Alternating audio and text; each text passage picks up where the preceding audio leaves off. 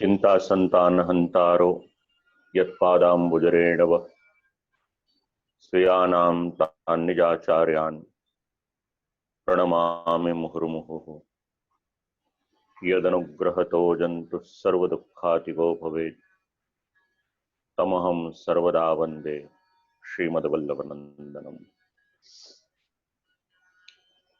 अंतरराष्ट्रीय पुष्टि मार्ग वैष्णव परिषद द्वारा आयोजित षोडश ग्रंथ व्याख्यानमाला अंतर्गत आज नवरत्नનો आरंभ કરી રહ્યા છીએ।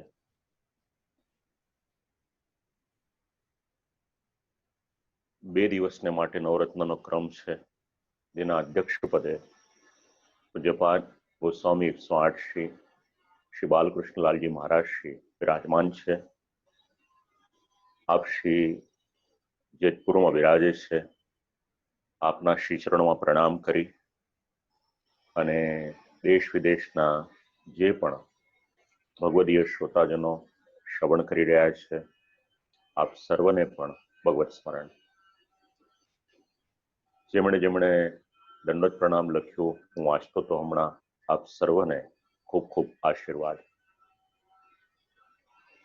નવરત્નમ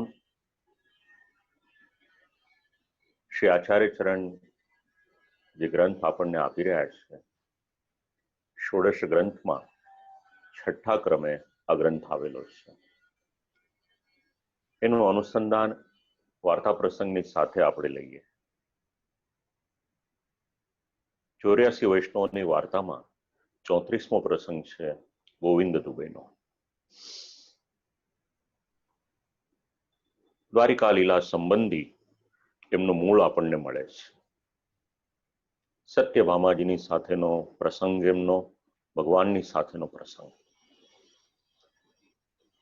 એ કારણે ભૂતલ પર આવવું પડ્યું હતું। જન્મ થયો, થોડીક સમજણ આવી। 15 વર્ષની વય હશે અને મા બાપને એવું કહ્યું કે મારે યાત્રા કરવા જવું છે।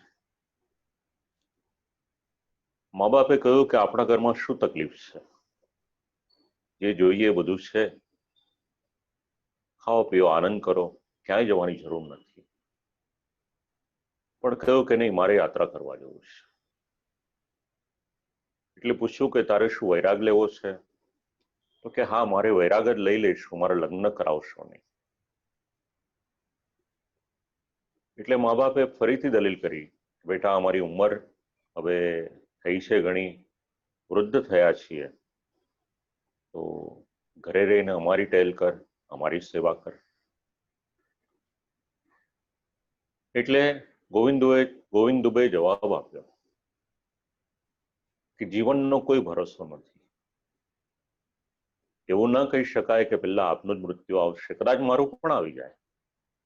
તો મારી ઈચ્છા છે યાત્રા કરવા જવાની, આપ સાથે આવો તો સાથે જઈએ, ને તો એકલો જવું। મા બાપ તૈયાર ન થયા અને ગોવિંદ દુબે એકલા યાત્રા કરવા ગયા છે। યાત્રા કરવાને માટે દ્વારિકામાં આવ્યા છે, દર્શન કર્યા। હૃદય ખૂબ જ પ્રસન્ન થયું। ઘણો સમય ત્યાં આગળ રોકાયા, ઘણો આનંદ થયો।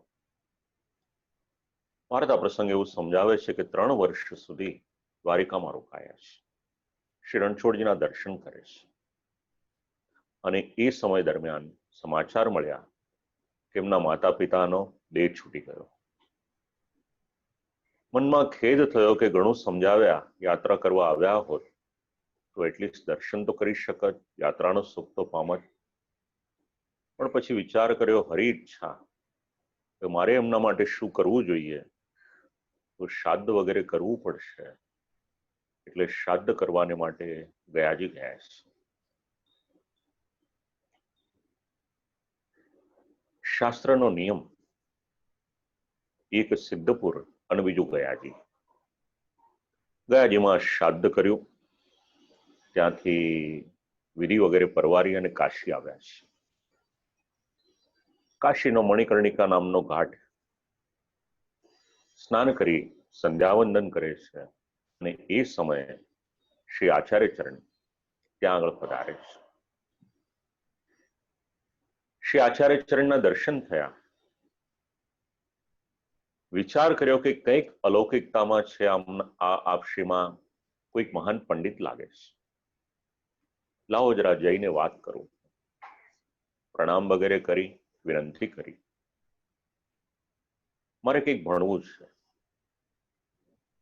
શ્રી આચાર્ય ચરણે આજ્ઞા કરી કે બહુ વિદ્યા તારા પ્રારબ્ધમાં છે નહીં.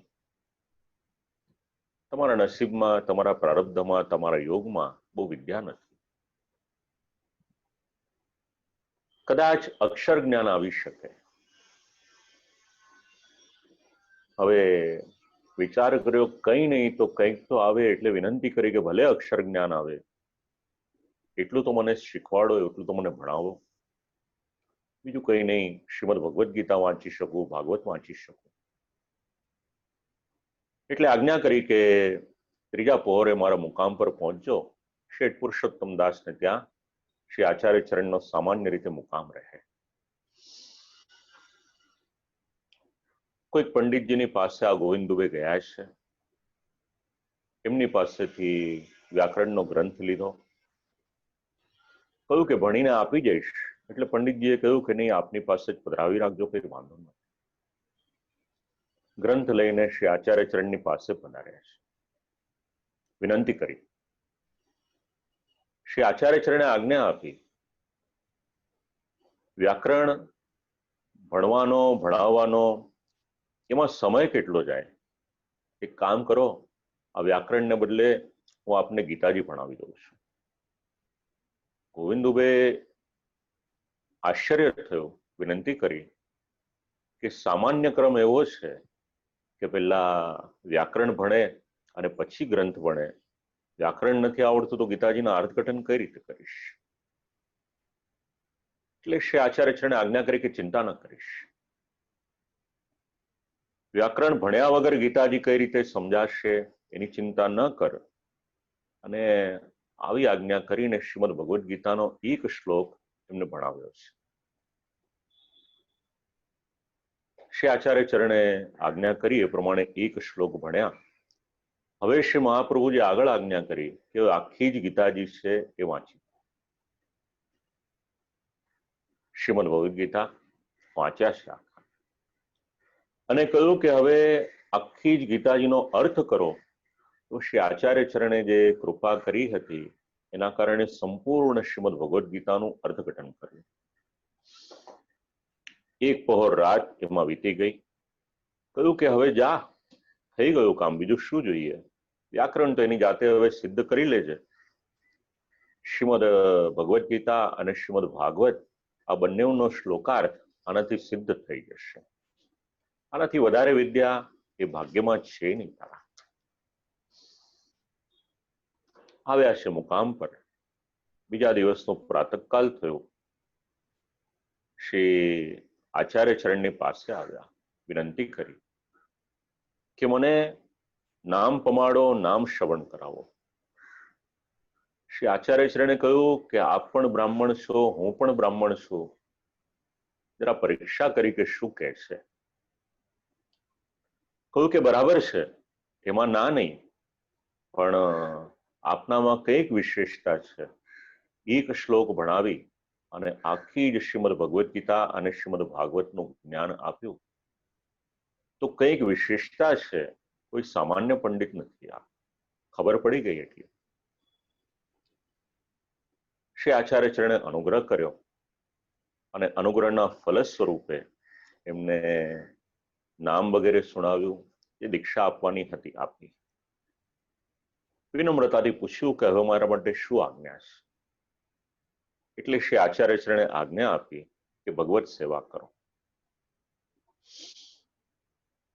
એટલે ગોવિંદ દુબેએ કહ્યું, વિનંતી કરી કે મહારાજ, મારા પિતાજીના શ્રી ઠાકોરજી છે, અમારી જ્ઞાતિના બીજા કોઈ બ્રાહ્મણ છે, એમને ત્યાં બિરાજમાન છે. એટલે શ્રી મહાપ્રભુજી આજ્ઞા કરી કે એક કામ કરો, ત્યાં જાઓ, તમારા પિતાજીના શ્રી ઠાકોરજી છે એમને પધરાવો, પંચામૃત સ્નાન કરાવો અને એમની સેવા કરવાની શરૂઆત કરો. ત્યાંથી વિદાય થઈ પોતાના ગામમાં આવ્યા છે. એ બ્રાહ્મણની પાસેથી પોતાના ઠાકોરજી હતા પધરાવ્યા, પંચામૃત સ્નાન કરાવી અને સેવા કરવા લાગ્યા. પણ ભગવત સેવામાં મન લાગતું નથી. જે મુખ્ય મુદ્દો છે આ ગ્રંથમાં, આ આપણે વિચારવાનો છે. ભગવત સેવામાં એમનું મન ન લાગ્યું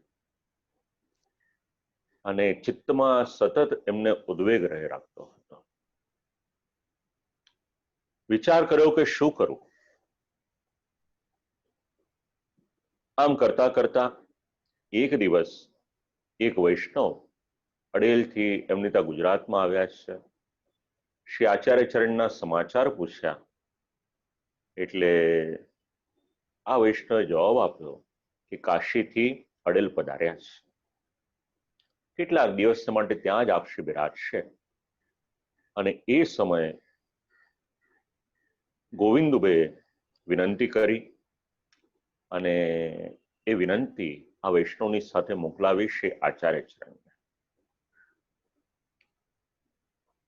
ઘરમાં સેવા કરે છે, કોઈ પણ પ્રકારે મનમાં કોઈક ને કોઈક પ્રકારનો ઉદ્વેગ રહે છે, ગડમથલ રહે છે કે કલહ રહે છે. એક પત્ર લખ્યો, શ્રી આચાર્ય ચરણને પોતાના મનની જે વ્યથા હતી એ નિવેદિત કરી સમજાવ્યો કે ભગવત સેવામાં ચિત્ત લાગતું નથી, શું કરવું. અને એ સમયે શ્રી મહાપ્રભુજીએ આ પત્ર વાંચ્યો અને નવરત્ન નામનો ગ્રંથ લખ્યો અને ગ્રંથ લખીને મોકલાવ્યો કે આ નવરત્ન ગ્રંથ મોકલાવ્યો છે એનો પાઠ કરજો. પાઠ જેમ જેમ કરતા જશો એ મનમાં જે ગડમથલ છે, જે કલહ છે, જે ચિંતા છે, ઉદ્વેગ છે, આ બધું જ ધીરે ધીરે કરી અને દૂર થઈ જશે. પ્રસન્ન થઈ અને ગ્રંથનો પાઠ કરવા લાગ્યા.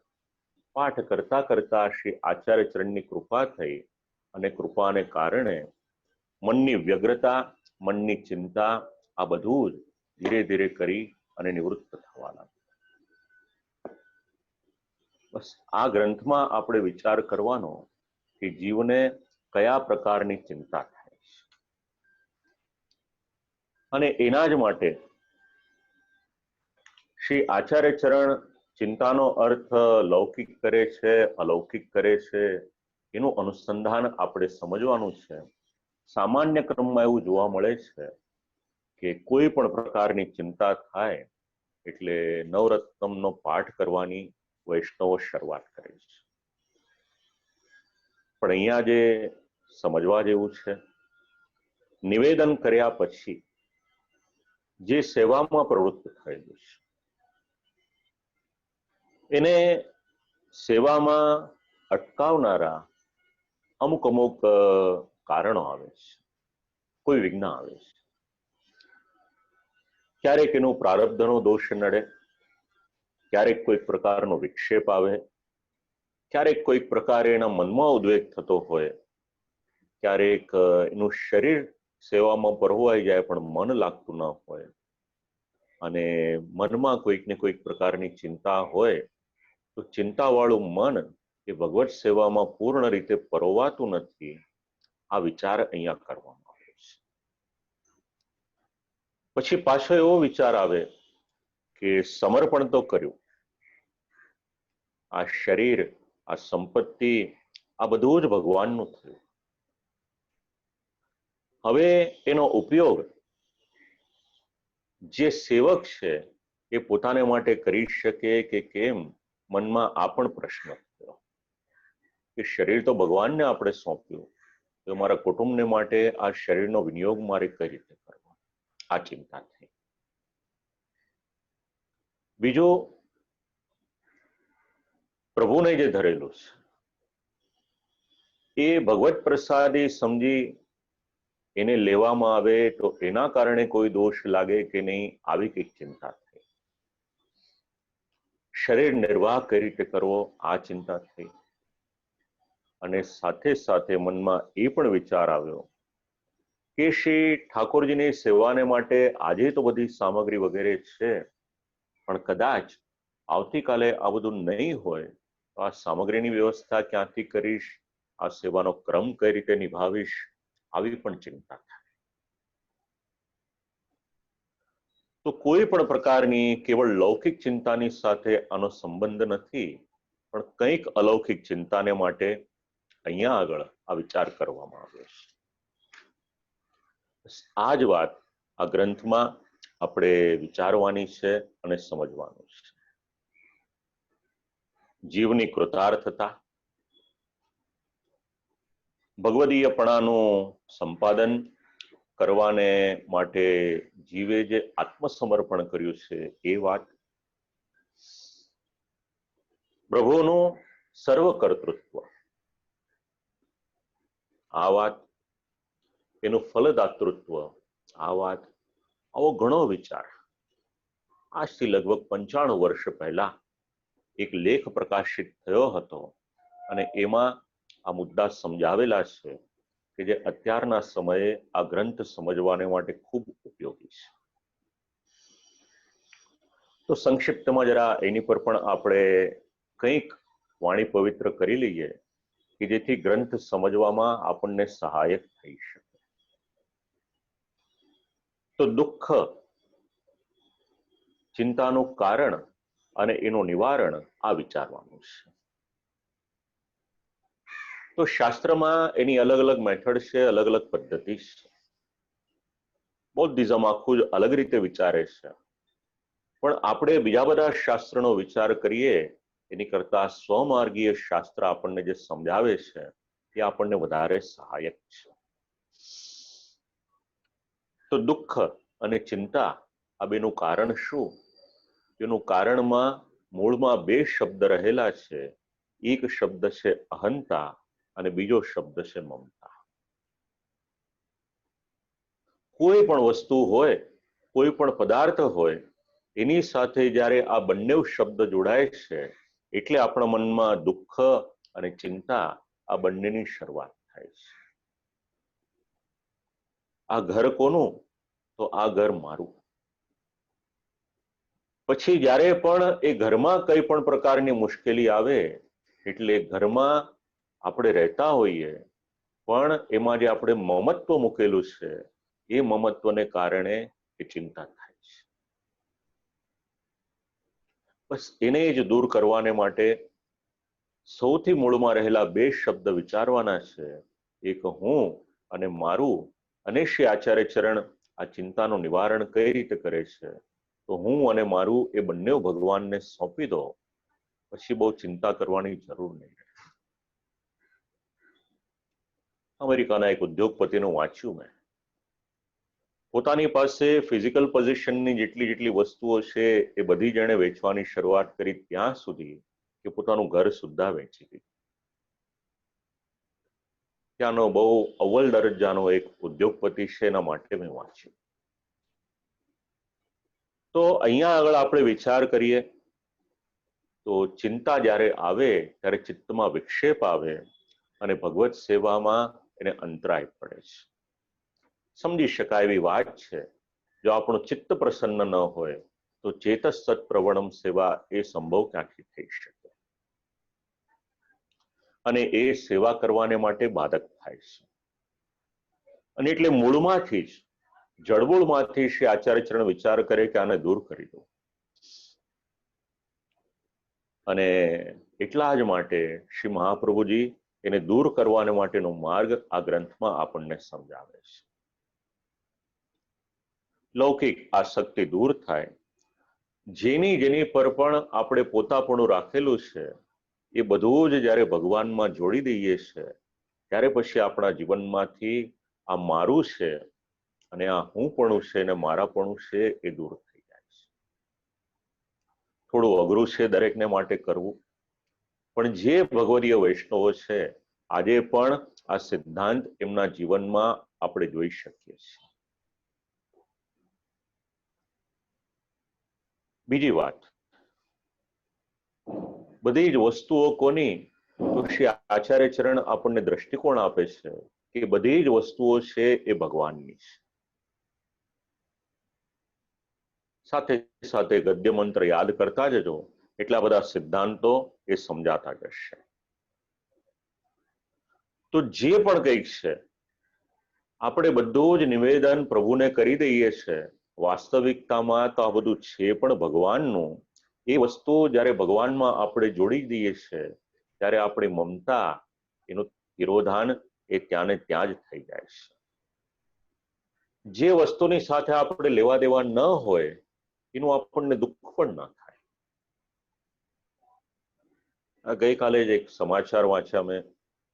યુકેનો કોઈ માણસ હતો, 2 લાખ પાઉન્ડની મોંઘામાંની કાર ખરીદી અને કંઈક ટેકનિકલ એરર આવ્યું ને ગાડી રસ્તા વચ્ચે ઊભી રહી ગઈ અને પાછળથી કોઈક મોટી ટ્રક આવતી હતી. એણે કારને ત્યાં ને ત્યાં જ એક્સિડન્ટ થઈ ગયો. 20 મિનિટમાં એના 2 લાખ પાઉન્ડ એટલે લગભગ 2 કરોડ રૂપિયાની એની કાર હશે. ઇન્સ્યોરન્સ જે હશે તે નહીં હોય. આપણે તો જ્યારે વાંચીએ તો આપણને જરાક સ્મૃતિમાં રહે, પછી આપણે જેની સાથે લેવા દેવા હોય નહીં, પણ જેની મમતા એની સાથે જોડાયેલી હોય એ વ્યક્તિને એવું લાગે કે આટલી મોંઘી ગાડી ખરીદીને હું એનો આનંદ ના લઈ શકું. આ જ વસ્તુ આપણે ભગવાનને માટે વિચારવાની છે કે જેને આપણે મારું કહીએ છીએ એ મારાને આપણે ભગવાનમાં જોડવાનું છે. એટલે બધી જ વસ્તુઓ ભગવાનની. ત્રીજો મુદ્દો છે સર્વમાં ભગવાનનું કર્તૃત્વ. એટલે આખું જે વિશ્વ છે એ વિશ્વના નાયક અગર કોઈક છે તો એ ભગવાન છે. અને ત્યાં આગળ આપણને શ્રીમદ ભાગવતના શ્લોકો કામ લાગશે. ભગવાન એવી આજ્ઞા કરે છે કે મારી ઈચ્છા વગર આ વિશ્વમાં એક પાંદડું સુદ્ધા હલતું નથી. તો વૃક્ષનું પાંદડું પણ ભગવાનની ઈચ્છા વગર ન હલે. તો જે કંઈક થઈ રહ્યું છે એ કેવળ અને કેવળ ભગવાનનું કર્તૃત્વ. આખા જ વિશ્વનું તંત્ર કોઈ ચલાવતું હોય તો એ કેવળ અને કેવળ ભગવાન ચલાવે છે. પછી ભગવાને બધાને અલગ અલગ અધિકાર આપ્યા છે, એ પ્રમાણે આ કાર્ય ચાલે છે. એનાથી આગળ વિચાર કરે તો સર્વમાં ભગવદ ઈચ્છા. આ બધા ગ્રંથના જ સિદ્ધાંતો છે. અત્યારે કહી દઉં છું એટલા માટે કે શ્લોક સમજવામાં આપણને સરળતા રહેશે.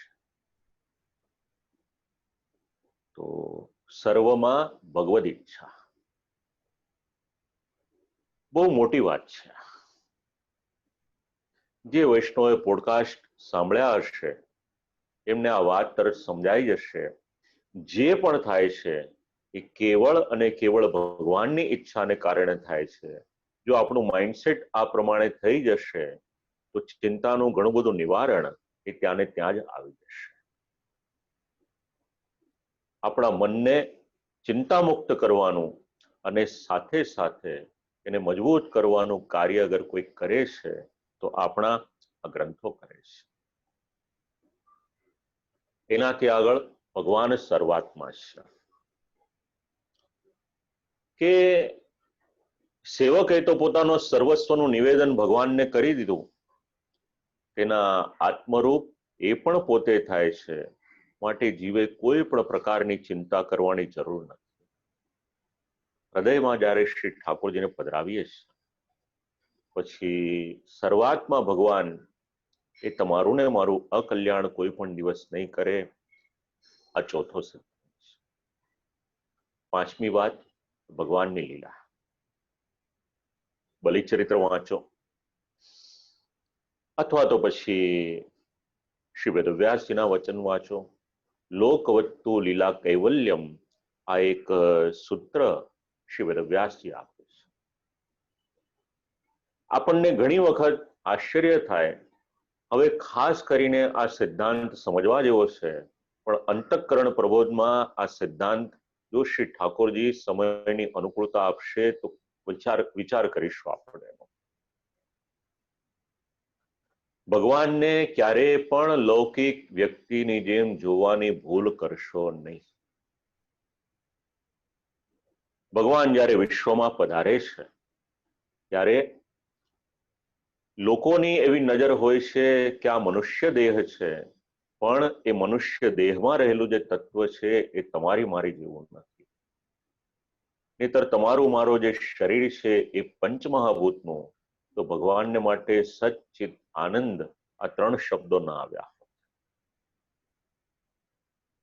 પણ જ્યારે પ્રભુ જે અવતાર લઈને પધારે છે, રામ અવતારમાં સીતાજીનો વિરહ થાય છે અને જે કલ્પાંત કરે છે, દેવોને પણ આશ્ચર્ય થઈ જાય કે આમને ભગવાન કઈ રીતે કહેવા, આટલો બધો કલ્પાંત કરે છે. પણ ત્યારે શ્રી રામચંદ્રજીનું જીવન તમને ને મને ઉપદેશ આપવાને માટે છે કે જીવવાનું કઈ રીતે, આચરણ કરવાનું કઈ રીતે, એ સમજાવે છે. અને છઠ્ઠી ખૂબ અગત્યની વાત જે ગ્રંથમાં છેલ્લે સમજાવવામાં આવે છે, એનું નામ છે ભગવાનનું શરણ. શરણાગતિનો ઉપદેશ નવરત્નમ આ દિવ્ય ગ્રંથ આપે છે, અને ત્યાં આગળ અષ્ટાક્ષર મંત્ર એનું અનુસંધાન લેવામાં આવ્યું છે. હવે દરેક વૈષ્ણવને કંઠસ્થ એવો શ્લોક, આપણે ત્યાં બાળક નાનું હોય ત્યારે એને મંગલાચરણ આપણે શીખવાડીએ, ત્યારે મંગલાચરણમાં આપણે એને આ શ્લોક એ સમજાવીએ છીએ, શીખવાડીએ છીએ. કયો શ્લોક છે આ? ચિંતા સંતાન હંતારો યત્પાદાંબુજરેણવ સ્વીયાનામ તાન્નિજાચાર્યાન પ્રણમામિ મુહુર્મુહુ. આ શ્લોક શ્રી પ્રભુચરણે લખેલો છે. જ્યારે આપણે મંગલાચરણ કરીએ છીએ તો મંગલાચરણમાં જ આપણી અનેક પ્રકારની ચિંતાઓના નિરાકરણને માટે અને એમાંથી મુક્ત થવાને માટે અનાયાસે આપણે વિનંતી કરીએ છીએ. પણ આપણી પરિસ્થિતિ શું છે, શ્લોકો આપણે બોલીએ છીએ પણ એના અર્થ આપણને ખ્યાલ નથી. શક્ય હોય જે પણ શ્લોક હોય કે મંત્ર હોય, જે આપણા નિત્યના નિયમમાં હોય, એનું અર્થઘટન અવશ્ય સમજો. શાસ્ત્ર પણ એવું સમજાવે છે, પાઠ કરો કે જપ કરો એના અર્થ સાથે કરશો તો એ વધારે શ્રેયસ કરશે. તો શ્રી પ્રભુચરણ શ્રી આચાર્ય શ્રી આજ્ઞા કરે છે કે ચિંતા ન કરવી, પણ ચિંતા કરવી એ તમારા ને મારા હાથની વાત નથી, એ સ્વતઃ થઈ જાય છે. તો હવે એમાંથી આપણે નિવારણ કઈ રીતે લાવવાનું, એને દૂર કઈ રીતે કરવું? એટલે આ કારણથી સર્વપ્રથમ જ્યારે મંગલાચરણ કર્યું ત્યારે ચિંતા સંતાન હંતારો આ શ્લોક લીધેલો છે. ચિંતા શબ્દ એનો અર્થ શું, એટલે ચિતિસ્મૃત્યામ, એની સાથે એનું અર્થઘટન કર્યું છે. ચિંતાનો નિષેધ સ્મૃતિના અર્થમાં એને લેવો કે ન લેવો એનો પણ વિચાર કરવા જેવો છે. તો ચિંતાનો અર્થ પ્રયત્નપૂર્વક સ્મરણ અથવા તો વિચાર એ વધારે શ્રેયસ્કર છે. હવે આવી સ્થિતિમાં મારું શું થશે, એ પ્રકારનો વિચાર અહીંયા આગળ ચિંતા શબ્દથી સમજાવે છે. જો અર્વાચીન રીતે એને લેવું હોય, આપણે એને મોડર્ન ટચ એટલો આપ્યો નથી, પણ જો અર્વાચીન રીતે કોઈકને વિચારવું હોય તો સ્ટ્રેસ, એના માટેના જે રીઝન્સ આપ્યા છે અને એનું જે રિઝલ્ટ છે, આ બધું જ વિચારો, ઘણું બધું રિસર્ચ થયું છે, એના ઘણા બધા રિસર્ચ પેપર પબ્લિશ થયેલા છે. દર વર્ષે સ્ટ્રેસને કારણે કેટલા લોકોનું મૃત્યુ થાય છે એ પણ ડાટા આપેલા છે. ઠાકોરજીની કૃપાથી ઘણું સંશોધન કર્યું છે એના માટેનું. પણ આપણે મૂળ વસ્તુ છે તો ચિંતા શબ્દનો સામાન્ય અર્થ સ્મરણ, તો આ સ્મરણ તો એના કારણે એના લઈને થયા જ કરે છે, એનું નિવારણ થઈ નથી શકતું. તો અહીંયા આગળ સ્મરણના અર્થમાં ચિંતાનો નિષેધ નથી, પણ ચિંતા એટલે વિચાર પણ આ સંયોગમાં કે આ સંજોગોમાં મારું શું થશે એને માટેનો વિચાર કરે છે. અને મંગલાચરણમાં ચિંતા સંતાન હંતારો એટલે ચિંતાના સંતાન પરંપરા એનું નિવારણ કરનાર એ કોણ છે?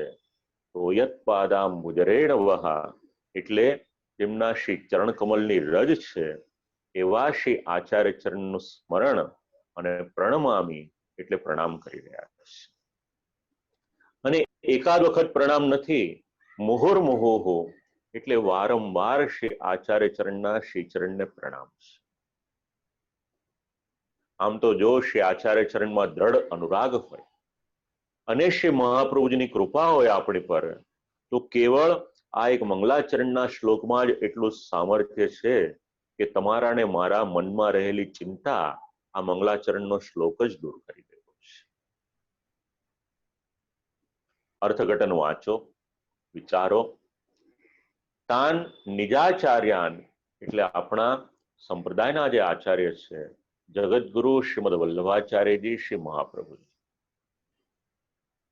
એમને પ્રણમામી મુહુર્મુહુહુ એટલે વારંવાર હું પ્રણામ કરું છું. તો પ્રણામ કાયિક, વાચિક અને માનસિક આ ત્રણ પ્રકારનું છે. નમામી શબ્દમાં પણ આપણે કંઈક વિચાર કર્યો હતો, સાધન દીપિકામાં પણ એનો વિચાર કર્યો હતો, એટલે ફરીથી એકને એક વાત રિપીટ કરીને કોઈ અર્થ નથી. પણ જ્યારે નમામી આપણે બોલીએ અથવા તો પ્રણમામી આપણે બોલીએ તો એટલીસ્ટ આપણા હૃદયના ભાવ એના દ્વારા તો આપણે પ્રણામ કરીએ એટલું આપણે ધ્યાન રાખવાનું. હવે ભગવદીયોની ચિંતા એ કેવી? નનો ભગવદીયાનામ કથમ ચિંતોદ્ભવાહ. શ્રી પ્રભુચરણ આ પ્રશ્ન એક ઉઠાવે છે.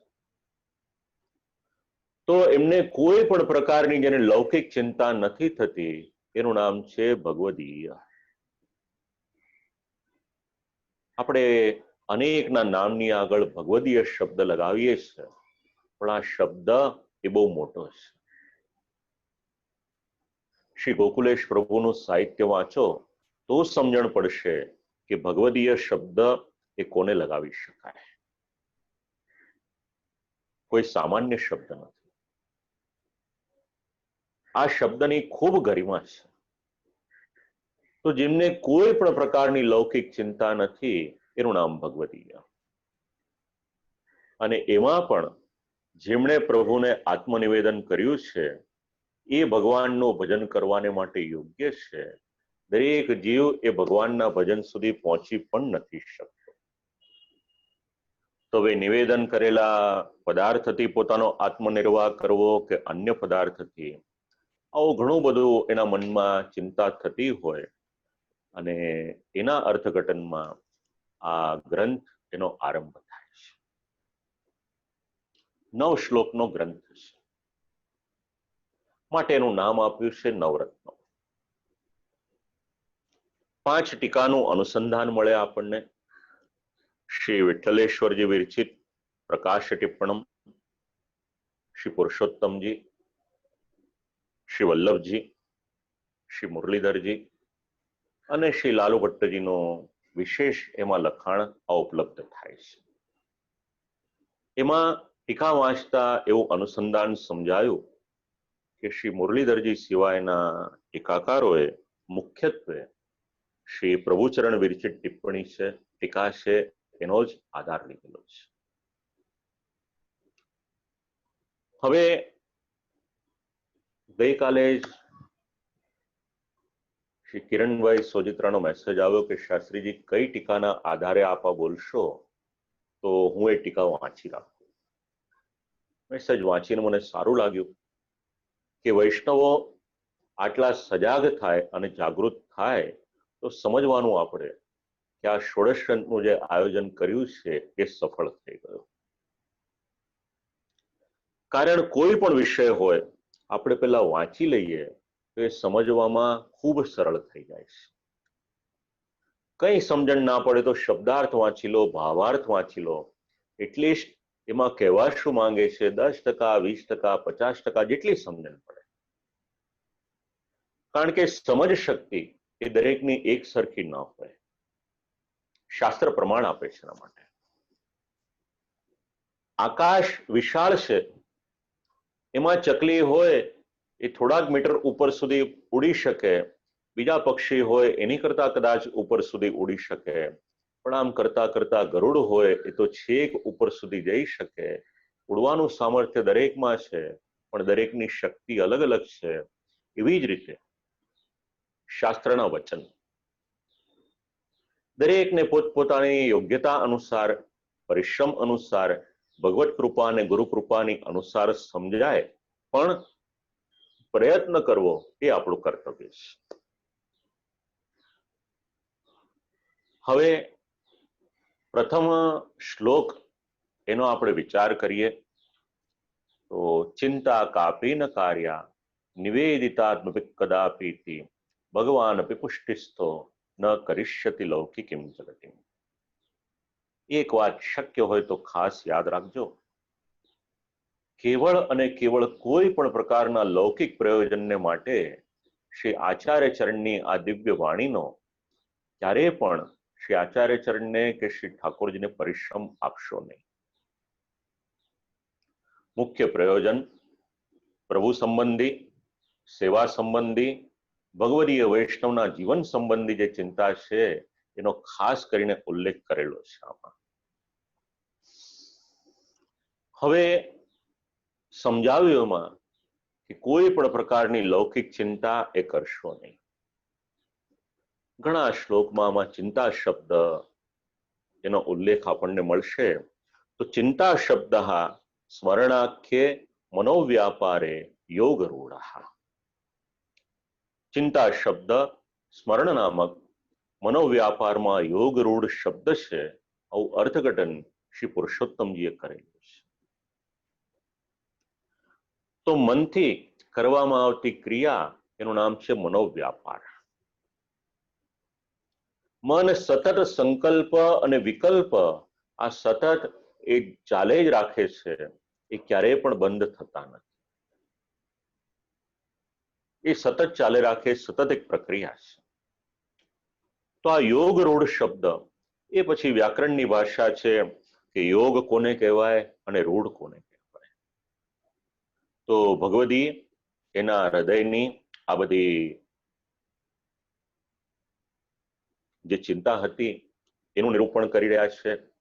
યેશામ ન લૌકિકી ચિંતા ભગવદીયા. જે અર્થ મેં આપને સમજાવ્યો કે જેના જીવનમાં કોઈ પણ પ્રકારની લૌકિક ચિંતા નથી, એનું નામ ભગવદીયા. તો સૌથી પ્રથમ આજ્ઞા કરી ચિંતા કાપી ન કાર્યા. કાપી એનો અર્થ થાય છે કોઈ પણ જાતની ચિંતા એ કરવી ક્યારેય પણ કરવી જોઈએ. હવે લૌકિક ચિંતા ન કરવી અને પ્રભુને માટેની ચિંતા પણ ન કરવી, તેના બે કારણ સમજાવે છે. એક કારણ ભગવાન સંબંધી છે અને બીજું કારણ છે એ જીવ સંબંધી છે. તેમાં ભગવદ્ ગીતામાં ભગવાનના વચન એનું પણ પ્રમાણ આપ્યું છે કે ભગવાન ઐશ્વર્ય વગેરેથી યુક્ત થયેલા છે. તો જીવ નિવેદિતાત્મા છે અને જ્યારે એણે નિવેદન કર્યું તો પછી કોઈ પણ પ્રકારની જીવ સંબંધી ચિંતા એ તો કરવાની રહેતી નથી. જો નિવેદન કર્યું તો જીવ સંબંધની ચિંતા ન કરશો, આ પહેલી આજ્ઞા અથવા તો પછી સિદ્ધાંત એને યાદમાં રાખવાનો. અને અંગીકાર માત્રથી જ બધું જ સિદ્ધ થશે. ભગવાનમાં આવો એક દ્રઢ વિશ્વાસ રાખ્યો. જ્યાં સુધી ભગવાનમાં દ્રઢ વિશ્વાસ નહીં હોય ત્યાં સુધી આગળ વધવું એ ખૂબ મુશ્કેલ છે. અને સામાન્ય રીતે કલિયુગનો જીવ ભગવાન સંબંધી કોઈ પણ વાત આવે એટલે પ્રશ્ન પૂછે કે આ શેને માટે કરવાનું અને આનું ફળ શું છે. એક વાત ધ્યાન રાખજો, શ્રી આચાર્ય ચરણના શબ્દો છે. ભગવાન ઓળખાશે શેનાથી? તો શ્રી આચાર્ય ચરણે આજ્ઞા કરી છે વેદ અને વેદાંત આ બેનો આધાર લેશો. અને એમાં પણ જ્યારે બાકીના ગ્રંથો વાંચીએ તો સમજાય કે એની સાથે સાથે જો ભગવાનની કૃપા થાય તો ભગવાનને કંઈક માત્રામાં કંઈક અંશમાં આપણે ઓળખી શકીએ. અને વિશ્વનો કોઈ પણ ધર્મ હશે, શ્રદ્ધા વગર એ કાર્ય આગળ કેટલું ચાલશે એ પ્રશ્ન છે. જીવ કેવો એટલે કયો નિવેદિત આત્મા, અને નિવેદિત આત્મા જ્યારથી થયો એટલે આગળ જે બે શબ્દ કયા હતા, બસ હવે આ ગ્રંથમાં આપણને આગળ જે આપણે અનુસંધાન લીધું એ બધું જ કામ લાગશે એટલા માટે સમજાવ્યું. અહંતા અને મમતા આ બંને આપણે પ્રભુના શ્રી ચરણમાં જ્યારે આપણે આપણું સર્વસ્વ સોંપીએ છીએ, નિવેદન કરી દઈએ છીએ. તો શબ્દ વિચારવાનો નિવેદન એટલે શું? તો ભગવદીયપણું એનું અનુસંધાન આપણે રાખીએ અને સાથે સાથે જેમાં આપણું સ્વત્વ એટલે આ બધું મારું છે એ જે સતત વિચારે રાખીએ છીએ, એ બધું જ આ હું આપને સમર્પણ કરું છું, નિવેદન કરું છું, આ બધા જ્યારે વાક્ય કહીએ એટલે દાન શબ્દ આગળ સમજાવ્યો હતો. દાન અલગ છે અને નિવેદન અલગ છે.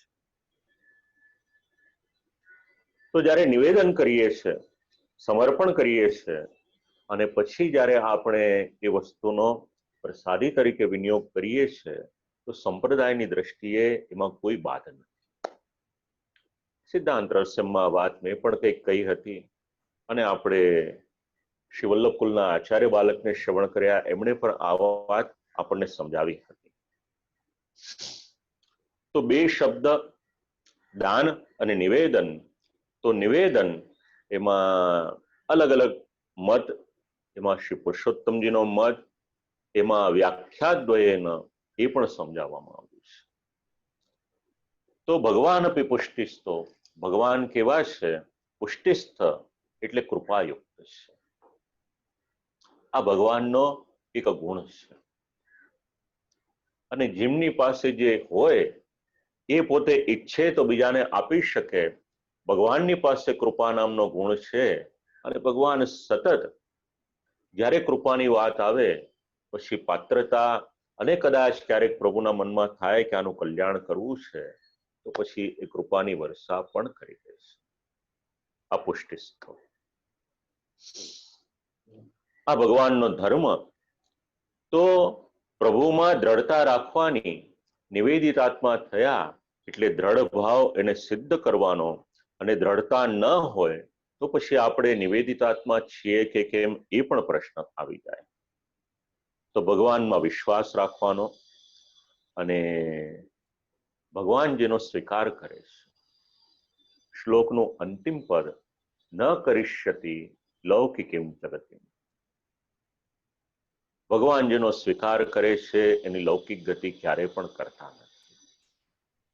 યાદ કરવું હોય તો પૂતનાનું ચરિત્ર યાદ કરી લેજો. વિષપાન કરાવવાને માટે આવી, એ છતાં પણ ભગવાને પોતાની માતૃવત એને ગતિ આપી છે. જો ભગવાન એને આવી ગતિ આપી શકે તો નિત્ય જે શ્રી ઠાકોરજીની સેવા કરે, ટહેલ કરે, એને ભગવાન એ કોઈ પણ પ્રકારના લૌકિક બંધનમાં કઈ રીતે નાખી શકે? આ શ્રી આચાર્ય ચરણના શબ્દો છે. પછી ભગવાન એ જીવના દોષ વગેરેનો પણ વિચાર કરતા નથી અને ભગવદ્ ગીતામાં જે આજ્ઞા કરી છે અનન્યા ચિંતયંતો મામ, એ પોતાનું વચન એને પાળે છે. વિશ્વમાં પણ કોઈક સજ્જન હોય, એને એક વખત વાક્ય કહ્યું હોય કે બસ હું આમ કરીશ, અથવા તો કોઈને વચન આપ્યું હોય તો ગમે તે થઈ જાય એ પોતાનું વચન પાળે છે. તો જો એક લૌકિક જીવ પોતાનું વચન પાળી શકતો હોય તો ભગવાને તો પોતાના ગ્રંથમાં જે ગ્રંથસ્થ થયેલું છે એમાં આપણને ઉલ્લેખ મળે છે કે એ જીવનું કલ્યાણ હું કરીશ, કારણ કે એનું યોગક્ષેમ એ પણ મારી જવાબદારી હું નિભાવું છું. તો પછી આચાર્ય ચરણના આ શબ્દો ન કરિષ્યતિ લૌકિકીમ જગતિમ, એમાં આશ્ચર્ય શું થાય? કોને કૃતાર્થ કરે? તો જે જીવ અનન્ય છે એ જીવને શ્રી ઠાકોરજી કૃતાર્થ કરે છે. ક્યારેક એવું પણ થઈ શકે કે ફલદાનમાં વિલંબ થાય. તો વિલંબ થાય તો પણ ચિંતા ન કરવી, કારણ કદાપિથી એટલે કોઈક સમયમાં ભક્ત એવી ચિંતા કરે કે મને ફલદાનમાં વિલંબ થઈ રહ્યો છે, એ સમયે પણ ચિંતા કરવાનું કોઈ પણ કારણ નથી. તો ભક્તના મનોરથ અગર પરિપૂર્ણ કોઈ કરશે તો કેવળ અને કેવળ ભગવાન કરશે. જીવનો કદાચ એવો અધિકાર નહીં હોય તો પણ પ્રભુ કૃપાને કારણે કરશે. પુષ્ટિસ્થ છે, અનુગ્રહયુક્ત છે. જીવને માટે અને ભગવાનને માટે, બંનેને માટે પુષ્ટિસ્થ એ પદ એનો વિચાર કર્યો છે. અને લૌકિક ગતિ ન કરે એના માટે નલકુબર અને મણિગ્રીવ એનું ઉદાહરણ આપ્યું છે. તો ભગવાન જીવનું આ રીતે કલ્યાણ કરે, પ્રભુમાં વિશ્વાસ રાખી અને ચિંતા ન કરવી અને એ પ્રમાણે ભગવત સેવા પરાયણ થવું, એ સિદ્ધાંત આપણે અહીંયાથી વિચારવાનો. એનાથી આગળ બીજી વાત, બીજો શ્લોક. હવે લૌકિક એમ જ સેવા વિષયની ચિંતા જો જીવ ન કરે અને જીવ સ્વતંત્ર રીતે ચાલે તો અનેક પ્રકારની એનામાં બહિર્મુખતા આવે. તો એ બહિર્મુખતા ના આવે એના માટે શું કરવાનું? એટલે આજ્ઞા કરી, નિવેદનમ તુ સ્મર્તવ્યમ સર્વથા તાદૃશ્યર્જનૈ સર્વેશ્વરસ્ય સર્વાત્મા નિજચ્છાતક કરિષ્યતિ. સિદ્ધાંત વિચારીએ આપણે તો મુખ્ય રીતે બે સિદ્ધાંત મળશે. એક તો નિવેદનમ તુ સ્મર્તવ્યમ, આ પહેલો સિદ્ધાંત છે, અને નિજચ્છાતક કરિષ્યતિ આ બીજો સિદ્ધાંત છે. તો જીવનું કર્તવ્ય શું? તાદૃશ્યર્જનૈ, જે ભગવદીય જનો છે. આપણા ગ્રંથો સત્પુરુષોની સાથે સંગ રાખવાનો ખૂબ ભારપૂર્વક કહે છે. હવે જે માર્ગમાં આપણે હોઈએ એ માર્ગના વૈષ્ણવોની સાથે, એતન માર્ગીયની સાથે આપણો સંપર્ક અને સંસર્ગ રહે તો માર્ગના સિદ્ધાંતો દ્રઢ થાય છે. કારણ કે જીવનમાં ઉપર જતા ઘણો સમય લાગે છે, પણ નીચે ગબડતા બિલકુલ સમય લાગતો નથી. આખો જીવન મહેનત કરી હોય પણ એક ભૂલ કરે તો લૌકિકમાં પણ નીચે આવી જાય માણસ. તો સારી વ્યક્તિઓની સાથે સંબંધ અને એમની સાથેનો સંસર્ગ. હવે આત્મનિવેદન સેવામાં અધિકાર થવાને માટે સંસ્કાર રૂપે ભગવાને આ કહેલું છે. એની પછી જીવ કાયમને માટે ભગવત સેવા કરે અને પોતાને તથા પોતાના સગાને હું આત્મનિવેદન છું એવું અનુસંધાન રહે તો પછી એ કોઈ પણ કાળે બહિર્મુખ ન થાય. આ સિદ્ધાંત આપણને સમજવામાં આવે છે. નિવેદનમ તુ સ્મર્તવ્યમ. હવે ક્યારેક એવું થાય, અવસ્થા થાય, શરીર શિથિલ થાય અને ત્યારે સ્વરૂપ સેવા ન થઈ શકે, તો ત્યારે પણ આ આજ્ઞા યાદ હશે તો કામ લાગી શકશે. નિવેદનમ તુ સ્મર્તવ્યમ, તો પછી વારંવાર નિવેદનનું સ્મરણ એ તો ક્યારેય પણ ભૂલશો નહીં. કોઈક ગ્રંથમાં તુને બદલે ચ અક્ષર મળે છે, તો ચકારનો અર્થ કરીએ તો ટીકાકાર સમજાવે છે સેવા પણ કરવાની અને સાથે સાથે સ્મરણ પણ કરવાનું. ભક્તિવર્ધિનીમાં સેવાયામમાં કથાયામમાં વિચારીશું આપણે. આ સિદ્ધાંત સમજવા જેવો છે.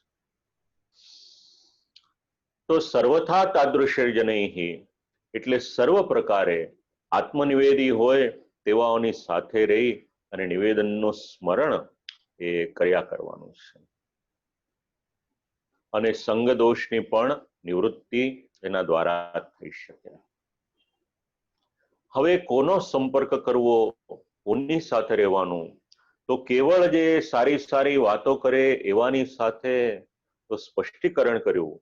કેવળ એમના બોલવામાં ભગવદીયતા હોય એનાથી ન ચાલે, પણ એમના જીવનમાં એ ઉતરેલી હોવી જોઈએ. કેવળ વાતો કરે એનાથી નહીં, પણ એમના આચાર વિચાર અને એમનું જીવન એ પણ સાંપ્રદાયિક ધર્મની રીતે એ રીતનું હોવું જોઈએ. વિચારવા જેવા આ બધા શબ્દો છે. કલિયુગનો જીવ કેવો છે? કલિયુગના જીવના વિચારવાનું, બોલવાનું અને આચરણ કરવાનું, આ ત્રણેયમાં ઘણી વખત આપણે જોઈએ છે સંગતિ નથી હોતી. એ માણસ મનમાં વિચારે છે કંઈક, કોઈકની સાથે વાત કરે છે તો પોતાના વિચારથી તદ્દન વિપરીત એવી રીતની વાત કરે છે. અને જ્યારે કાર્ય કરવાનો વારો આવે છે ત્યારે જે વિચાર્યું હોય છે અથવા તો પછી જે કહ્યું હોય છે એની કરતા કંઈક ત્રીજું જ કામ કરે છે, તો ટીકાકાર સમજાવે છે કે જરાક એવી કોઈ વ્યક્તિ હોય તો સંભાળજો એમના. જે વ્યક્તિ બોલે છે એના જીવનમાં પણ એ બધી વાતો છે કે નહીં, આવી કોઈક વ્યક્તિ મળે તો એની સાથે આ નિવેદનમ તો સ્મર્તવ્યમ એનો આગ્રહ કરજો. કેવળ કહેનાર હોય તેવાની પાસે એ વાત ન કરવી. અને નિવેદન તો સ્મર્તવ્યમ સર્વથા અને સર્વદા. સર્વથા એટલે સર્વ પ્રકારે અને સર્વદા એટલે કાયમને માટે. ભગવાનના સેવક છીએ એ વાત ભૂલે ચૂકે પણ ક્યારેય પણ કોઈ પણ પ્રકારે તમારે કે મારે ભૂલવાની નહીં. આ સિદ્ધાંત આપણને સમજવા મળે છે. ક્ષણવાર પણ એનું અનુસંધાન આપણે જવા નહીં દેવું, કારણ કે જો અનુસંધાન જશે તો શું થશે? તો પછી આસુરાવેશ આવવાની શરૂઆત થશે. હવે બીજો કોઈક પ્રશ્ન થાય કે પ્રાર્થના કરવી કે ન કરવી. આમ તો વિવેક ધૈર્યાશ્રયમાં એનું નિરૂપણ કરેલું છે, પણ ગ્રંથનો વિષય છે તો સંક્ષિપ્તમાં સમજી લઈએ કે ભગવાનની પાસે કોઈ પણ પ્રકારની અને ખાસ કરીને લૌકિક કોઈ પણ પ્રકારની પ્રાર્થના કરવાની જરૂર નથી. કારણ શું? તો બે શબ્દ સમજાવ્યા છે. ભગવાન કેવા છે? એટલે કહ્યું સર્વેશ્વરા અને સર્વાત્મા. દીકરાના લગ્ન નથી થતા, ધંધામાં તકલીફ છે, પૈસાની તકલીફ છે, કોઈ પણ XYZ કંઈ પણ હોય, તમારા અને મારા જીવનમાં આ બધી કંઈક ને કંઈક તકલીફ તો રહેશે જ. કારણ કે સુખ અને દુઃખ એ સતત જોડાયેલા છે. તો આ બે શબ્દ જો સર્વેશ્વર કહીએ છે તો સર્વના ઈશ્વર એ નિવેદિતાત્માના ઈશ્વર એવો અર્થ અહીંયા આગળ કરવાનો છે. એટલે આપણે નિવેદન કર્યું છે તો આપણા ઈશ્વર, અને સર્વાત્મા એનો પણ એ જ રીતનો અર્થ છે. એટલે જે જીવે સર્વસ્વ સમર્પણ કરી દીધું અને ભગવાનનું સ્વામીપણું જ્યારે સ્વીકારી લીધું તો પછી લૌકિકને માટે પ્રાર્થના કરશો નહીં. આપણી ભાષામાં વિચાર કરીએ, જે ઘરમાં મા બાપ હોય એ ઘરમાં સંતાનોએ બહુ ચિંતા કરવાની જરૂર રહે નહીં, કારણ કે મુશ્કેલી આવે ને બાળક નાનું હોય તો મા બાપ કે ચિંતા ન કરીશ અને પહોંચી વળાશે. બસ એવી જ રીતે અહીંયા આગળ જો ભગવાનનું સ્વામીપણું સ્વીકાર્યું છે તો આ બે શબ્દ યાદ રાખવાના કે ભગવાન સર્વેશ્વર પણ છે અને ભગવાન સર્વાત્મા પણ છે. એટલા જ માટે અંતર્યામીનું સ્વરૂપ જાણવું એ જરૂરી હોય છે. અને જીવનમાં કંઈ પણ થઈ જાય, જેવી રીતે અત્યારના આ કોરોનાનો કાળ છે, ઘણા ભગવદીય વૈષ્ણવો, ઘણાના મને મેસેજીસ આવ્યા, લેટર આવ્યો, ઈમેલ આવ્યો, તો બે ત્રણ જણા એવી રીતના લખ્યું કે આ કોરોનાનો કાળ એ તો આપણા માટે કરુણાનો કાળ થઈ ગયો છે, કે ભગવાને કરુણા આપણી પર કરી કે આ શાસ્ત્રો સમજવાની અત્યારના આપણને સાનુકૂળતા કરી આપી. જો રૂટીનમાં હોત તો આટલો બધો સમય કાઢી શકત કે કેમ? આ પ્રશ્ન, આનું નામ ભગવદીય જીવ, એનું હૃદય. બસ આ જ સિદ્ધાંત અહીંયા સમજાવ્યો. જે પણ થશે એને માથે ચડાવો. નિજેચ્છાતક કરિષ્યતિ, કેવળ અને કેવળ નિજેચ્છા, નિજ એટલે પોતાના અનન્ય સેવકો, તેઓની પ્રચુર ઈચ્છાથી પ્રભુ એ ભક્તની ઈચ્છા પણ પૂર્ણ કરશે. આ જ વાત અહીંયા સમજાવી.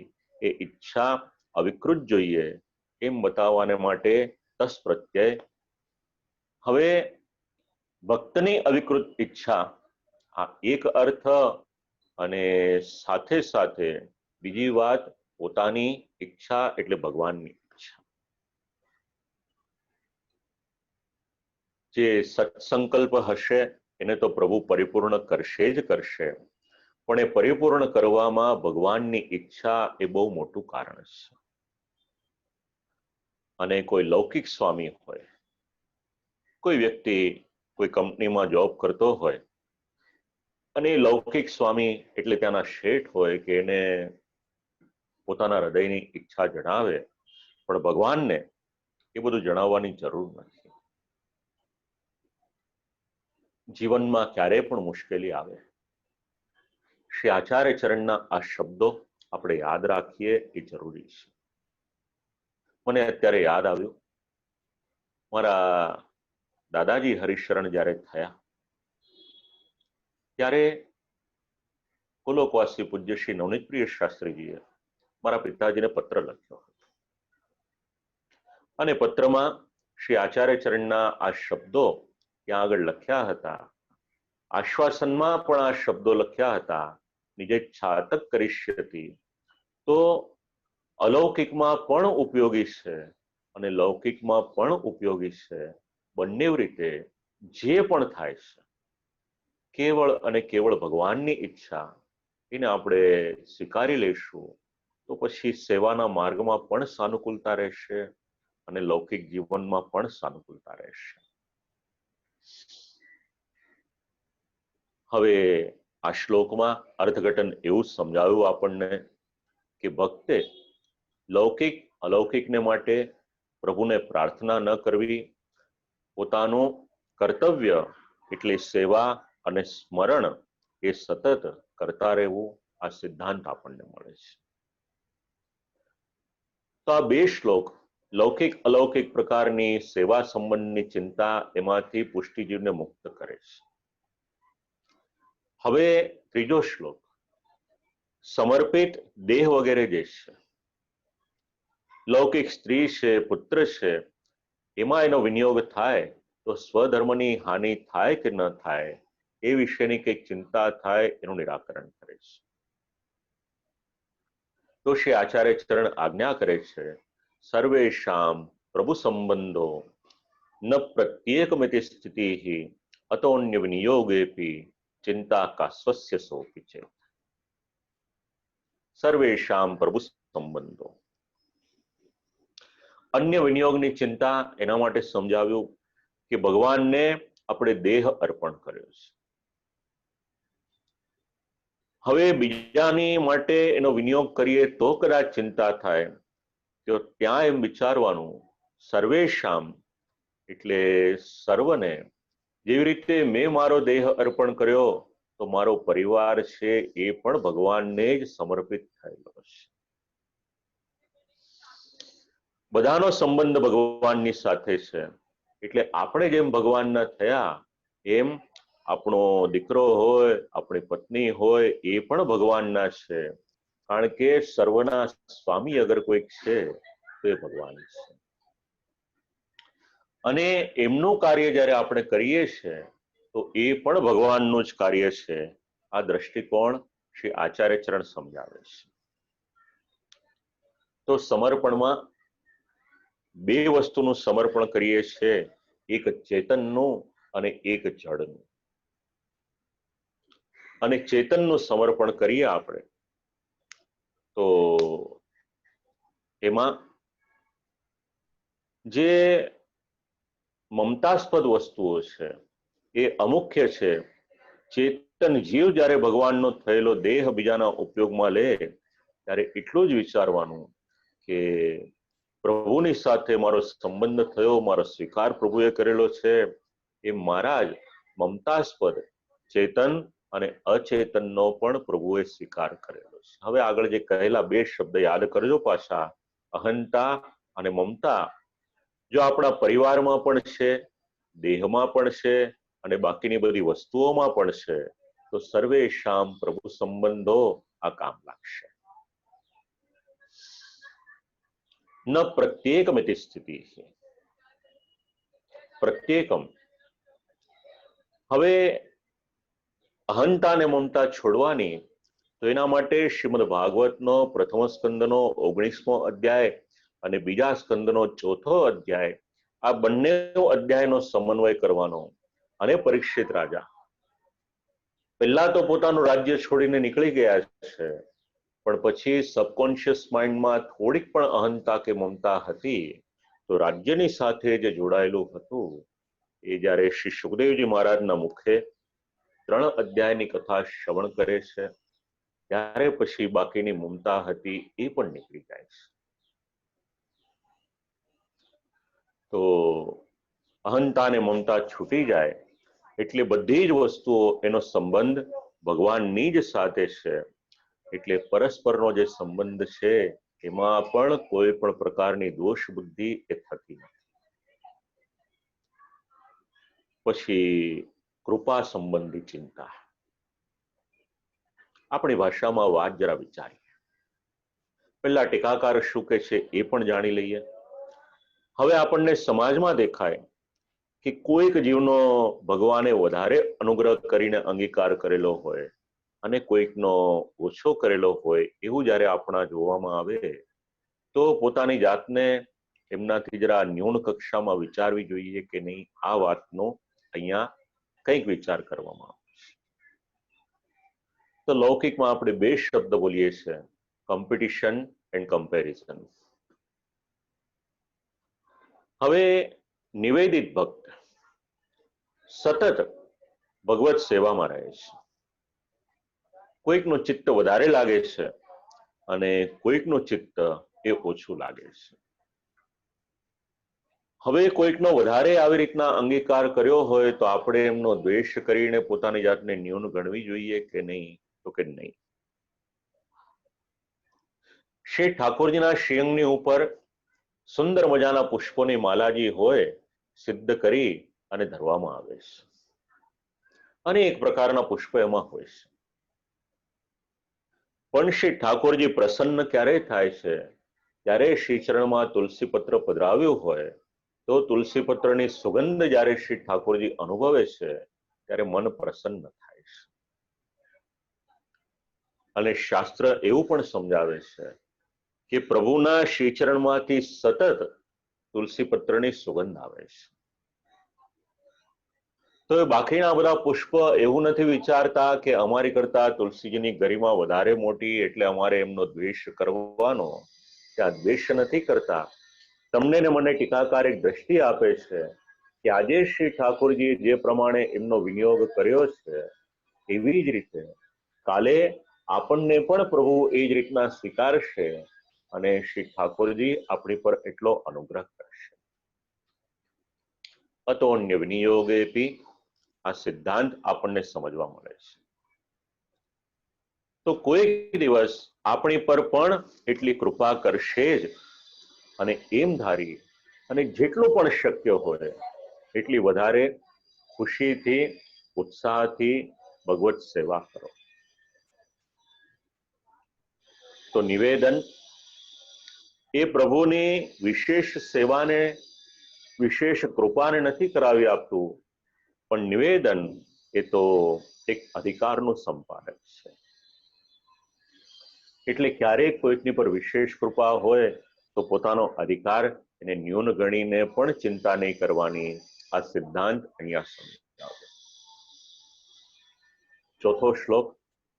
અજ્ઞાનાદ અથવા જ્ઞાનાત કૃતમાત્મ નિવેદનમ ये કૃષ્ણ સાત કૃત પ્રાણીસ તેષામ કા પરિદેવના. પરિદેવનાનો પણ અર્થ થાય છે ચિંતા. હવે કોઈ પણ પ્રકારનો અધિકારી હોય, અજ્ઞાનાત અથવા અજ્ઞાનાત, એટલે અજ્ઞાનથી અથવા તો જ્ઞાનથી કૃતમ આત્મનિવેદનમ, એટલે જેમણે આત્મનિવેદન કર્યું છે એમણે ચિંતા કરવાની જરૂર નથી. કૃષ્ણ સાત કૃત પ્રાણૈ, જેમણે પોતાના પ્રાણ શ્રી કૃષ્ણની સાથે એકાત્મક કર્યા છે તેઓને પરિદેવના એટલે કોઈ પણ પ્રકારની ચિંતા એ કઈ રીતે હોઈ શકે? તો માર્ગનું પ્રવર્તન કરનાર અને ઉપદેશ કરનાર ગુરુરૂપ એ જ આનંદ વિગ્રહ અને પરમ ફલરૂપ છે. આ એક વાત યાદ રાખવાની. હવે ઉત્તમ અધિકારી, મધ્યમ અને હીન અધિકારી, તો કોઈ ઉત્તમ અધિકારી હોય કે જેને બધી જ સમજણ હોય તો પછી એક લેવલ પર પહોંચી જશે, પછી ત્યાં આગળ શાસ્ત્ર એના માટે ન્યૂન થઈ જશે. શાસ્ત્રનું કાર્ય શું છે? ભગવાનની સાથે સંબંધ બાંધી ત્યાં સુધી લઈ જાય, આપણને સાચી સમજણ આપે. પણ મધ્યમ અને હીન અધિકારી હશે એને તો શાસ્ત્રને છોડી નહીં શકાય, કારણ કે એ કક્ષા સુધી હજી પહોંચ્યા નથી, એટલે એને શાસ્ત્રને અનુસરવું પડશે. આ મત સમજાવ્યો. હવે જ્ઞાનથી કે અજ્ઞાનથી કોઈ પણ રીતે આત્મનિવેદન કરો તો ભગવાનમાં એક વખત વિનિયોગ થઈ ગયો, ભગવાનને સમર્પિત થઈ ગયા, નિવેદન કરી દીધું, પછી એ સંબંધી પણ ચિંતા કરવાની જરૂર નથી. મારો અન્યમાં વિનિયોગ થાય છે એવું વિચારી અને અપરાધ થશે, આવું પણ અહીંયા ચિંતાનું નિરાકરણ કરે છે. હવે હીન અને મધ્યમ અધિકારી આવું ન વિચારવું જોઈએ, તો જે ઉત્તમ અધિકારી છે એના જીવનમાં તો આ પ્રશ્ન આવી જ ન શકે. અને સાથે સાથે ટીકાકાર શ્રીમદ ભાગવતનો 11 સ્કંદ એને કોટ કરે છે અહીંયા આગળ. ભગવાન જ્યારે ઉદ્ધવજીને આજ્ઞા કરે છે કે હીન અને મધ્યમ અધિકારી પણ જો મને ભજે તો તે ઉત્તમ થાય છે. આ શ્લોકનો રેફરન્સ લઈને એવું સમજાવવામાં આવ્યું કે જો હીન અને મધ્યમ પણ ઉત્તમ થઈ શકે, પછી ઓલરેડી જે ઉત્તમ છે એને ચિંતા કરવાની જરૂર શું છે? યે કૃષ્ણ સાત કૃત પ્રાણી. મુશ્કેલી ક્યાં છે આપણી? શરીર તો આપણે જોડી દઈએ છીએ, પણ આપણા પ્રાણ, આપણું મન એ બધું ભગવાનમાં કેટલું જોડાય છે? આ એક બહુ મોટો પ્રશ્ન છે. વાર્તા પ્રસંગો એના પ્રમાણ આપે છે. હવે આ પ્રકારે પણ પરિદેવના એટલે ચિંતા કરવાની નહીં. જો ભગવાનને આપણે આપણો આત્મા સોંપી દીધો છે તો. શ્રીમદ ભાગવતનો 10મો સ્કંદ વાંચો અને કોણે પોતાનો આત્મા ભગવાનને સમર્પિત કર્યો છે એ શ્લોકો વાંચીએ તો તરત જ આ બધા સિદ્ધાંતો બહુ સરળતાથી આપણને સમજાય જાય. હવે એની પછીનો 5મો શ્લોક, એમાં ભક્તિને માટેનો કંઈક વિચાર કરે છે ટીકાકાર. તથા નિવેદને ચિંતા ત્યાજ્યા શ્રી પુરુષોત્તમે વિનિયોગેપી સાત્યાજ્યા સમર્થો હિ હરિસ્વતા. હવે 9 પ્રકારની ભક્તિ છે.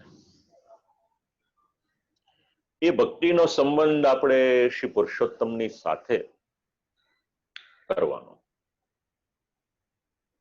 તો કેટલીક ભક્તિ એવી છે કે જીવ પોતાની જાતે કરી શકે, તો કેટલીક ભક્તિ એવી છે કે જે ભગવત કૃપા સાધ્ય છે, ભગવાન કૃપા કરે તો સિદ્ધ થઈ શકે. દરેક ભક્તિનો વિચાર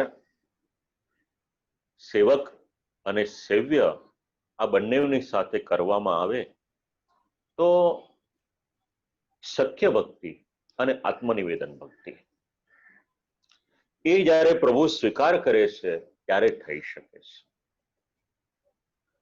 જો પ્રભુ સ્વીકાર ન કરે તો આ બે ભક્તિ એ કઈ રીતે થાય એ પ્રશ્ન છે. તો સખ્ય ભક્તિ એ ભગવાન સ્વીકારે ત્યારે થાય એટલે શું? તો સેવાના ક્રમમાં આપણે ત્યાં 1 વર્ષમાં 40 દિવસ આવે છે કે જ્યારે શ્રી આચાર્ય ચરણની વિશેષ કૃપા પુષ્ટિ સૃષ્ટિ પર થઈ અને આપણે આપણા શ્રી ઠાકોરજીને ખેલાવીએ છીએ. અને જ્યારે શ્રી ઠાકોરજીને ખેલાવીએ એટલે શ્રીચરણની ઉપર એક વસ્ત્ર આચ્છાદિત કરીએ છીએ. વડીલોની પાસેથી એનો ભાવ એવો સાંભળ્યો છે કે શ્રીચરણની પર જ્યારે વસ્ત્ર આચ્છાદિત કરવામાં આવે છે એટલા માટે કે જ્યારે સેવક પોતાના સ્વામીને આ રીતે ખેલ ખેલાવે છે, જો ભૂલે ચૂકે શ્રીચરણના દર્શન થઈ જાય તો પાછી એ સખ્ય ભક્તિ નિવૃત્ત થઈ જાય અને સ્વામી ભાવ ત્યાં આગળ થઈ જાય. હવે સ્વામી ભાવ ત્યાં આગળ આવે તો પાછો જે ખેલનો આનંદ છે એ આનંદ ત્યાં નિવૃત્ત થઈ જશે. માટે પ્રભુએ કૃપા કરી અને જે સખ્ય ભક્તિ આપી એનું અનુસંધાન આ પ્રસંગમાં આપણે વિચારી શકાય. આ સખ્ય ભક્તિ છે. તો નવધા ભક્તિમાં શ્રવણમ કીર્તનમ વિષ્ણોહો સ્મરણમ. શ્રવણ કરવું હોય તો જીવ જાતે કરી શકે. કીર્તન ભક્તિ કરવી હોય તો એ પણ જીવ જાતે કરી શકે. આગળ બે ગ્રંથ વિચારીશું ત્યારે આ બંને ભક્તિનો આપણે કંઈક વિચાર કરીશું. અને સ્મરણ એ પણ જીવ જાતે કરી શકે. શ્રવણમ કીર્તનમ વિષ્ણોહો સ્મરણમ અને ચોથી ભક્તિ છે પાદ સેવનમ. તો જીવ એ પણ કરી શકે. પોતાના પગ વડે પાદ સેવનનો અલગ અલગ રીતે અર્થ વિચારવો હોય તો એક તો શ્રી ઠાકોરજીને માટે જે પણ જોઈએ એના માટે એ પગનો વિનિયોગ કરીએ એ પણ થઈ શકે અને એ પગ વડે તીર્થયાત્રા કરે એ પણ અર્થ થઈ શકે. તો એ જીવ જાતે કરી શકે. એની પછી શ્રી ઠાકોરજીના શ્રીચરણની જો સેવા કરવી હોય તો ત્યાં પછી પ્રભુનો અનુગ્રહ એ અનિવાર્ય છે. એની પછી આવે અર્ચન, વંદન અને દાસ્ય ભક્તિ. તો અર્ચન કરવું હોય તો એ ભક્તિ પણ પ્રભુની ઈચ્છાને અનુરૂપ છે, એનાથી થઈ શકે. વંદન, દાસ્ય આ બધી ભક્તિ બરાબર, પણ સખ્ય અને આત્મનિવેદન ગ્રંથ એવું સમજાવે છે કે પ્રભુ સમર્પણ સ્વીકારશે ત્યારે આ બંને કૃપા કરી આપણને પ્રાપ્ત થશે. તો સેવ્ય સ્વરૂપ પોતાનું ચૈતન્ય બતાવી નિવેદિત આત્માનો અંગીકાર કરે ત્યારે આ જીવને સખ્ય અને આત્મનિવેદન એની સિદ્ધિ થાય છે. આ એક સર્વસામાન્ય નિર્ણય અહીંયા આગળ કર્યો છે. પછી તો ભક્તિ શબ્દને માટે જેટલું વિચારીએ એટલું ઓછું છે. અને દેવર્ષિ નારદજી નારદ ભક્તિ સૂત્ર આપે એની સાથે વિચારીએ, શ્રીમદ ભાગવતનું મહાત્મ્ય સમજાવે એની સાથે વિચારીએ, પ્રથમ સ્કંદનો 7મો અધ્યાય આપણને સમજાવે એની સાથે વિચારીએ, અને શ્રી આચાર્ય ચરણે જ્યાં જ્યાં ભક્તિ શબ્દ આપ્યો છે તો એક બહુ વિસ્તૃત રીતે પણ આપણે એનો અર્થ વિચારી શકાય. પણ આ એક સામાન્ય અર્થઘટન જે ટીકાકારોએ કર્યું છે એ આપણું. હવે શ્રી પુરુષોત્તમજીનો મત, તેનું અનુસંધાન આ ચાલી રહ્યું છે. તો અત્યારના જીવની પરિસ્થિતિ કેવી છે? તો એ ચૈતન્ય એનો અનુભવ કરી નથી શકતા. એવા હીન અને મધ્યમ અધિકારીએ સામાન્ય રીતે એના મનમાં એવી ચિંતા થાય કે પ્રભુએ મારો અંગીકાર કર્યો છે કે નહીં. આ શ્લોકમાં એવું સમજાવ્યું કે એ બાબતની પણ ચિંતા ક્યારેય પણ કરશો નહીં. કારણ શબ્દ શ્રી પુરુષોત્તમ છે અને શ્રી પુરુષોત્તમ છે એટલે ઇન્દ્રમાન ભંગના પ્રસંગમાં જે રીતે વ્રજભક્તો પર અનુગ્રહ કર્યો હતો એવી જ રીતે જેમણે આત્મનિવેદન કર્યું છે એની પર પણ અનુગ્રહ કરશે જ. એટલે એ વિષયની પણ ચિંતા નહીં કરવી, આ વાત સમજાવ્યું.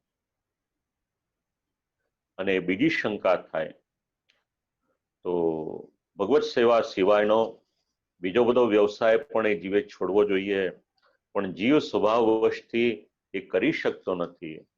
તો ત્યાં પણ સમજાવ્યું કે એવી પણ ચિંતા મનમાં રાખશો નહીં, કારણ પ્રભુનું વિશેષણ અહીંયા એ વિશેષ છે, સમર્થો હિ હરિસ્વતા, જે સર્વ કરવાને સમર્થ છે. જીવ સ્વભાવથી અન્ય કાર્યમાં રોકાયેલો હશે. આપણે વેપાર ધંધો પણ કરવો પડે, લૌકિકના કાર્ય પણ કરવા પડે, તો પણ સ્વસેવકના રક્ષણમાં આપણા ભગવાન છે એ દક્ષ છે. એટલે ભગવાન આપણી પર કૃપા કરશે અને આપણું રક્ષણ પણ કરશે. જે સામર્થ્યવાન હોય એ રક્ષણ કરી શકે, તો અહીંયા આગળ શબ્દ પ્રયોગ કર્યો છે સમર્થ. હવે છઠ્ઠો શ્લોક સાક્ષીવત રહેવાનું શીખવાડે છે. 15 મિનિટનો સમય છે આપણી પાસે. તો લોકે સ્વાસ્થ્યમ તથા વેદે હરિસ્તુ ન કરિષ્યતિ પુષ્ટિમાર્ગ સ્થિતો યસ્માત સાક્ષીણો ભવતા અખિલા.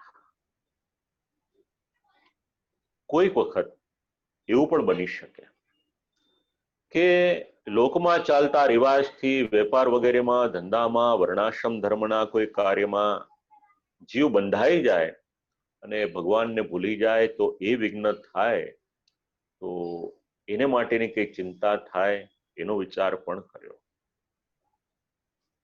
જીવના અંગીકારનું મુખ્ય લક્ષણ કયું એટલે દીન ભાવ સમજાવ્યો, અને વૃત્રાસુરે જે શ્લોક કયો છે એનું અનુસંધાન લીધું કે ભગવાન કેવા છે, તો જીવના ધર્મ, અર્થ અને કામને સિદ્ધ થવા દેતા નથી. વિચાર કરવા જેવી વાત છે. જ્યારે પણ ભગવાન તમારા મારા કોઈ કાર્ય એ સિદ્ધ નથી થવા દેતા, ત્યારે નેગેટિવ વિચારવાને બદલે પોઝિટિવ વિચારવાને માટેનો અપ્રોચ રાખીએ કે આપણે ભગવાનની એટલી વધારે નજીક જઈ રહ્યા છીએ. સાક્ષીવત રહેવાનો એક ઉપદેશ મળે છે. તો જીવ લૌકિક વૈદિકનો પ્રયાસ પણ ન કરે, અને જ્યારે એમાં એને સિદ્ધિ ન મળે, જેવી રીતે કંઈ પણ વેપાર ધંધો હોય કે લૌકિકનું કોઈ પણ કાર્ય હોય, કરવા જાય ને સિદ્ધ ન થાય, તો પછી એની પણ ચિંતા કરવા જેવી નથી. આ શ્લોક સમજાવે છે.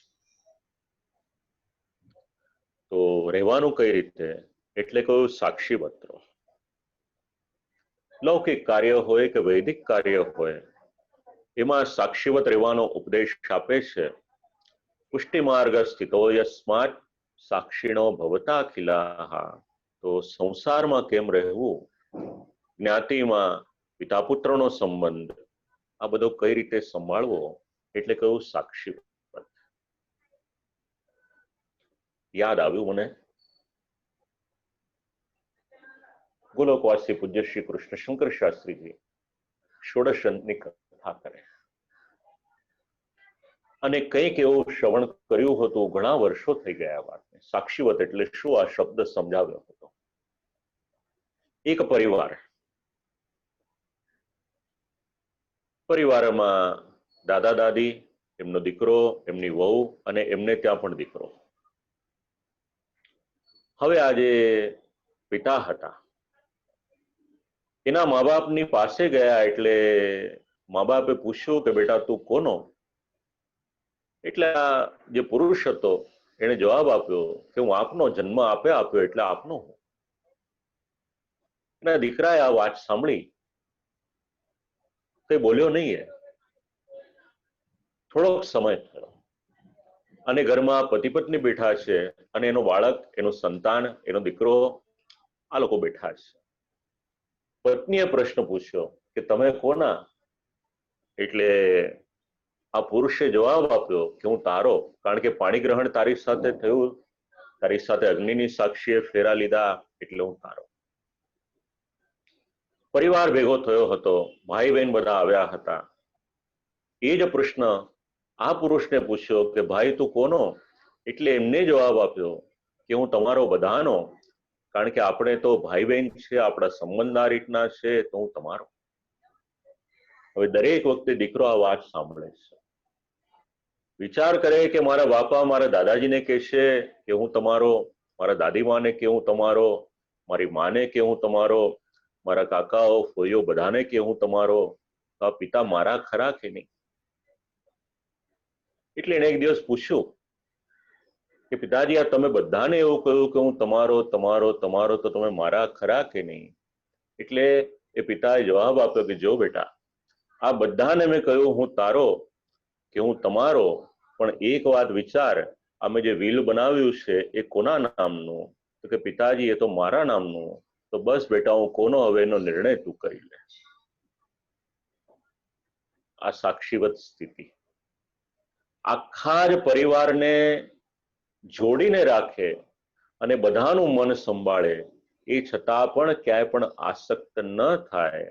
બસ આપણે પણ લૌકિક વૈદિક આ બધું જ કરવાનું, બધામાં આપણે રહીએ, એ છતાં પણ સાક્ષીવત રહેવાનું, અનાસક્તિથી આ બધું કાર્ય કરીએ. જે રસ્તેથી પ્રભુ લઈ જવાને ધારશે એ રસ્તેથી જીવ પ્રભુને પ્રાપ્ત કરશે. આ સિદ્ધાંત યાદ રાખો. એની પછી 7મો શ્લોક. તો નિવેદન કર્યું, હવે સ્વધર્મ હાનિરૂપ ચિંતા પ્રાપ્ત થાય તો એવી ચિંતા પણ કરશો નહીં. ખૂબ મહત્વનો સિદ્ધાંત.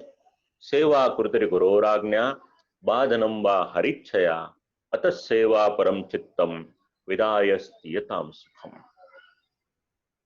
આપણે ત્યાં સેવાનો પ્રકાર કઈ રીતે નિભાવવાનો,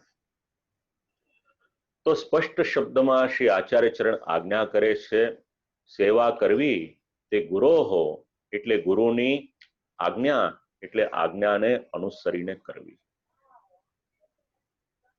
ગુરુને ખૂબ ઊંચું પદ આપણું સમગ્ર સાહિત્ય આપે છે. ઘણા શ્લોકો એના માટે વિચારી શકાય. અને પુષ્ટિ માર્ગની દ્રષ્ટિએ પણ જોવું હોય તો એમાં પણ તત્વાર્થ દીપ નિબંધ ગ્રંથ આપણે જ્યારે વાંચીએ ત્યારે એમાં ગુરુના જે લક્ષણ બતાવ્યા છે એ લક્ષણનું અનુસંધાન પણ લઈ શકાય, ઉપનિષદનું પણ અનુસંધાન લઈ શકાય, શ્રીમદ ભાગવતનું અનુસંધાન પણ લઈ શકાય. તો આપણે આપણા ઘરમાં જ્યારે સેવા કરીએ છીએ ત્યારે શ્રી ઠાકોરજીની કૃપાથી જે આચાર્ય બાલકે આપણો સંબંધ શ્રી ઠાકોરજીની સાથે કરાવ્યો છે તો આપણા ગુરુસ્થાને બિરાજે છે. આખા જ સંપ્રદાયના ગુરુસ્થાને કોઈક છે તો શ્રી મહાપ્રભુજી છે. સેવા કૃતિર ગુરોરાજ્ઞા, તો શ્રી આચાર્ય ચરણે જે આજ્ઞા આપી અને શ્રી આચાર્ય ચરણની કૃપાથી જેમના દ્વારા, જે ગુરુદ્વાર દ્વારા આપણો બ્રહ્મ સંબંધ થયો છે, જે પ્રમાણે આપણને આજ્ઞા આપે, આપણા પુષ્ટિમાર્ગીય શાસ્ત્રોની આજ્ઞા મુજબ આપણે આ બ્રહ્મ સંબંધ લીધા છે, તો એ પ્રમાણે જે આજ્ઞા મળી એ પ્રમાણે સેવા કરવાની. સેવા કૃતિર ગુરોરાજ્ઞા બાધનંબા હરિચ્છયા, અને એમાં બાધની કોઈ પણ પ્રકારની ચિંતા કરશો નહીં. કદાચ હરિની ઈચ્છા કંઈક જુદી જણાય તો પણ શ્રી આચાર્ય ચરણ આજ્ઞા કરે છે કે એની પણ ચિંતા ન કરશો. તો સેવા બાદ આવવાનો પ્રસંગ થાય તો અહીંયા પણ ટીકાકાર એવું સમજાવે છે કે કદાચ સાક્ષીરૂપ રહેવું પડે તો એ પણ રહેજો. હવે બે કક્ષા અહીંયા વિચારી શકાય. એક વૈષ્ણવ જેની પર શ્રી ઠાકોરજીનો અનન્ય અનુગ્રહ થયો અને શ્રી ઠાકોરજી એને સાનુભવ પણ જણાવે અને સાથે સાથે કંઈક આજ્ઞા પણ કરે. હવે જ્યારે ભગવદ આજ્ઞા થાય અને એ આજ્ઞા જો ગુરુની આજ્ઞાને બાદ કરનારી ન હોય તો ત્યાં આગળ પ્રાધાન્ય એ ગણવાનું છે. આ વાત. અને પછી આ શ્લોકને સમજાવતા શ્રી પુરુષોત્તમજીએ એક અનુસંધાન આપ્યું છે વાર્તા પ્રસંગ.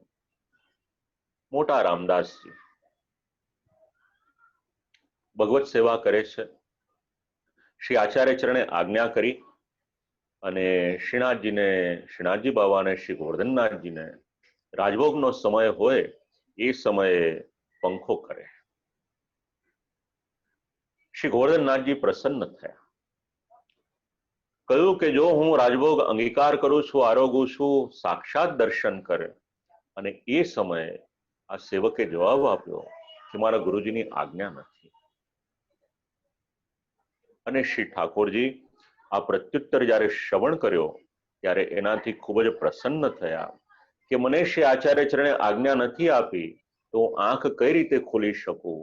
આપ પધાર્યા એ તો આપનો અનુગ્રહ છે, પણ ગુરુની આજ્ઞાની ઉપરવટ કરી દઈશ.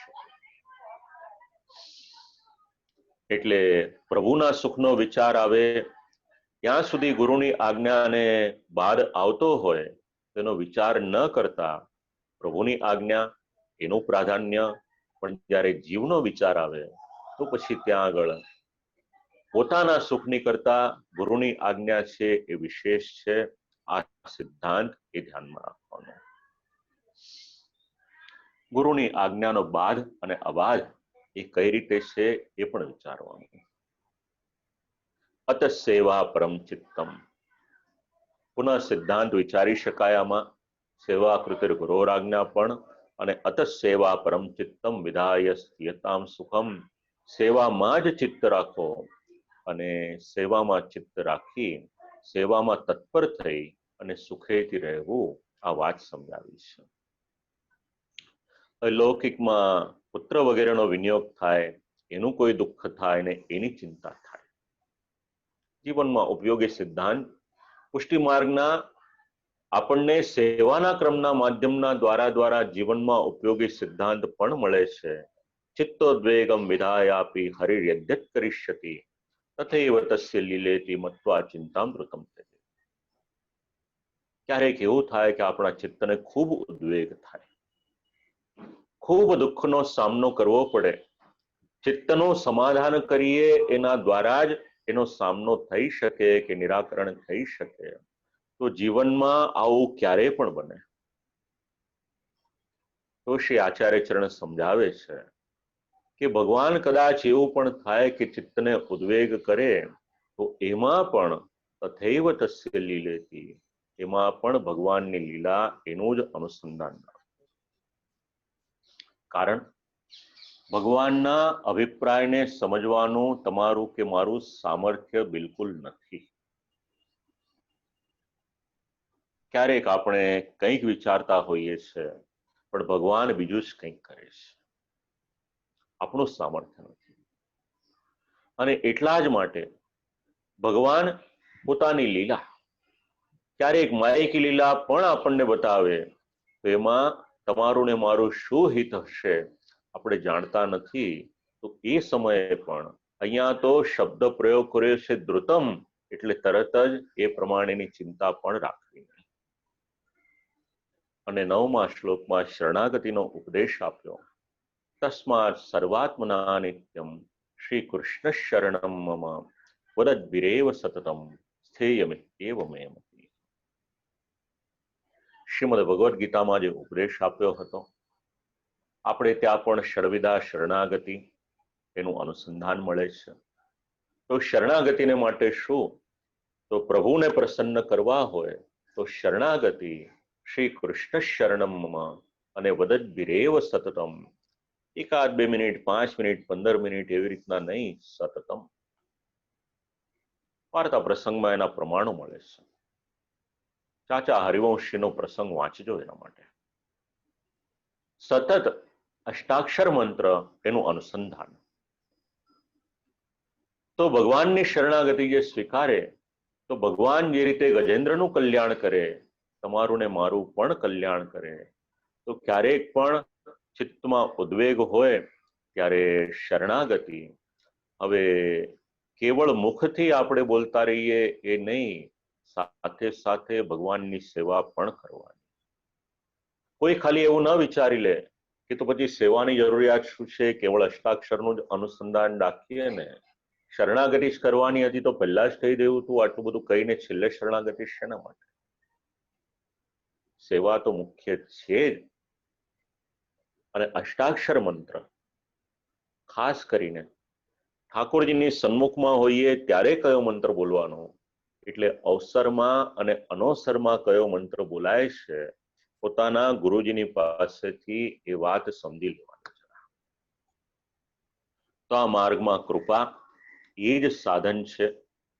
અને ભગવાનની કૃપા વડે ભક્તિ માર્ગમાં પોતે કૃતાર્થ થાય છે. આ ઈચ્છા, નિરંતર શરણ ભાવના, એનું અનુસંધાન, આ બધું આપણને નવરત્ન એ સમજાવે છે. તો ભગવાનની સેવામાં ચિત્તને પરોવવાનું, યથાશક્તિ ભગવત સેવા કરવાની, દુસ્સંગનો જેટલો બને એટલો ત્યાગ કરવાનો, પોતાના જે પરિવારજનો છે ભગવદીયપણાનું અનુસંધાન રાખવાનું, કોઈ પણ પ્રકારની અલૌકિક ચિંતા એમાં આપણે મન લગાવવાનું નહીં. અને જ્યારે પણ પોતાની અશક્તિ આપણને લાગે, સામર્થ્ય ન લાગે, એ સમયમાં તો ખાસ ભગવાનના શ્રીચરણનો આધાર રાખી શરણાગતની ભાવના, શરણાગતિની ભાવના એને યાદ રાખવાની.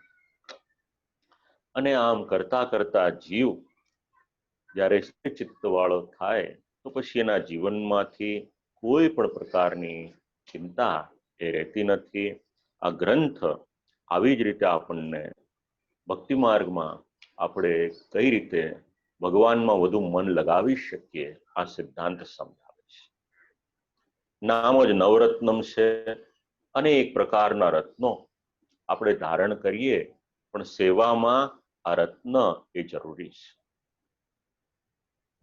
શ્રી ઠાકોરજીની કૃપાથી આ ગ્રંથ જેટલું પણ શક્ય હતું એટલું શ્રી આચાર્ય ચરણની કૃપાથી એનું અનુસંધાન આપણે લીધું. હવે જ્યારે આપણે આ બધું શ્રવણ કરીએ છીએ, ઘણા વૈષ્ણવો ઈમેલ દ્વારા, વોટ્સએપ દ્વારા, ફોન કોલ દ્વારા પોતપોતાના જે અભિપ્રાયો છે જણાવે છે. આજે પરિષદમાંથી પણ ફોન આવ્યો. આપ લોકોને આશ્ચર્ય થશે, આટલું આયોજન થયું પણ મારે પહેલી વખત પરિષદમાં કેતનભાઈની સાથે વાત થઈ. ચિરાયુષ્માન આદિત્ય એમની સાથે જ વાત થાય છે બધી. ગઈકાલે સાંજે કમલેશભાઈ હેડાવને મેસેજ કર્યો. આમ તો આખી પરિષદ એક છે, પરંતુ આજે ષોડશ ગ્રંથનો આખો વેબિનાર વ્યાખ્યાનમાળા ચાલી રહ્યું છે, તો પરિષદના 3 પદાધિકારીઓ, એમાં પ્રદીપભાઈ ગાંધી, શ્રી કેતનભાઈ મહેતા અને શ્રી કમલેશભાઈ હેડાવ. કમલેશભાઈ જામનગરમાં રહે છે. તો શ્રી બાળકોની સાથે કોઓર્ડિનેટ કરવાનું હોય કે જે પણ હોય, મને એવું જણાવ્યું આજે કે વૈષ્ણવોના પણ ઘણા પ્રતિભાવો આવેલા છે અને હૃદય બધાનું આનંદિત છે. શક્ય હોય તો આપ લોકોને એક વાત જણાવું હું. ષોડશનો વેબિનાર હોય કે શ્રીમદ ભાગવતનો વેબિનાર હોય, ઘણા વૈષ્ણવોએ ઘણા જ વેબિનાર એટેન્ડ કર્યા. તો એમાં ચારુબેન ગાંધી છે, 82 વર્ષની ઉંમર છે, મુંબઈમાં રહે છે. અને બીજા વિનોદિનીબા પટેલ છે, કેલિફોર્નિયામાં રહે છે. આ 82 વર્ષના જ્ઞાન સારું છે. એમની જ્યારે ભાષા મેં વાંચી અને મારી સાથે જે રીતના વાત કરી હતી, એમણે મને વોટ્સએપ કર્યો અને વિનોદિનીબાએ પત્ર લખીને મને જાણ કરી.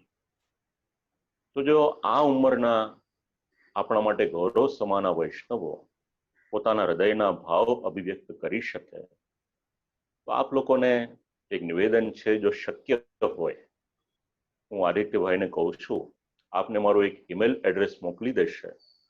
જો આપને પણ જે પણ યોગ્ય લાગતું હોય, એવું નથી મારા માટે સારું લખજો, બિલકુલ એવો ઇન્ટેન્શન નથી, કારણ કે શ્રોતાઓના હૃદયના ભાવ જાણવા એ મારા માટે પણ જરૂરી છે. મને આજે જણાવ્યું કેટલા વૈષ્ણવો એનો લાભ લે છે. જો આપે મારી સાથે શેર કરશો તો મને પણ આનંદ થશે. ઘણા વૈષ્ણવોના ફોન પણ આવ્યા, કિરણભાઈ સોજિત્રા હોય અથવા તો બાકીના અનેક વૈષ્ણવો, બોરીવલીના વૈષ્ણવોના પણ ફોન આવ્યા. નૂતનભાઈ શાહનો મને મેસેજ આવ્યો. હિનાબેન ગાંધીએ 2 જ શબ્દ કીધા કે મેન્ટલ સ્ટ્રેન્થ બહુ વધે છે. તો એ શબ્દનું મહત્વ છે. ધીરેનભાઈ શાહનો મને ફોન આવેલો 1-2 વખત. તો જે પણ વૈષ્ણવો છે, જો પોતાના પ્રતિભાવ આ ઈમેલ દ્વારા જાણ કરી શકશે તો વધારે શ્રેયસ કરશે. અને અમેરિકાના જેટલા વૈષ્ણવો છે એમને એક બીજી વાત જણાવું. મેરીલેન્ડથી પુષ્ટિપ્રસાદ નામનું એક મેગેઝિન પબ્લિશ થાય છે. છેલ્લા લગભગ 5-1 વર્ષથી ષોડશ ગ્રંથના અનેક ગ્રંથો પર એમાં મારા લેખ પ્રકાશિત થયેલા છે. ઓનલાઈન પણ બધા એ અંકો આપને ઉપયોગી થઈ શકે એવા છે, કારણ કે ટીકાના આધારે જ એ બધું સાહિત્યનું લેખન થયું છે. આ 2-3 વાત આપને જણાવવાની હતી. સાથે સાથે આવતીકાલે પુનઃ શ્રી પૂજ્યપાદ ગોસ્વામી 108 શ્રી બાલકૃષ્ણલાલજી મહારાજ શ્રી જેતપુરમાં બિરાજમાન છે. વિનંતી કરી છે એકાદ બે સિદ્ધાંતને માટે કે આખા જ ગ્રંથની ઉપર તો વક્તવ્ય શ્રવણ આપ લોકોએ કર્યું, પણ આ એકાદ બે સિદ્ધાંત છે એની પર આપશ્રીની સાનુકૂળતા હશે તો એ પ્રમાણે, અથવા તો જેમાં પણ શ્રી વલ્લભકુલ છે જે પ્રમાણે હૃદય પ્રસન્ન હોય એ પ્રમાણે આપણને કંઈક પણ શ્રવણ કરાવે એવી વિજ્ઞપ્તિ કરવામાં આવી છે. શ્રી કમલેશભાઈએ વિનંતી કરી છે, પરિષદમાંથી વિનંતી કરી છે. તો પુનઃ એક વખત શ્રી વલ્લભકુલના શ્રી ચરણોમાં પ્રણામ. અને જે માધ્યમથી દેશ વિદેશના જે ભગવદીય શ્રોતાઓ જેમને શ્રી આચાર્ય ચરણના સિદ્ધાંતોમાં આટલો અનુરાગ છે, આપ લોકો શ્રવણ કરી રહ્યા છો, આપ સર્વને પણ ભગવત સ્મરણ અને શ્રી મહાપ્રભુજીની ખૂબ કૃપા થાય અને આ સિદ્ધાંતો આપણા સર્વને હૃદયારૂઢ થાય એવી વિનંતી શ્રી આચાર્ય ચરણના શ્રી ચરણોમાં કરી અને આ વાણીને વિરામ આપું છું. અસ્તુ.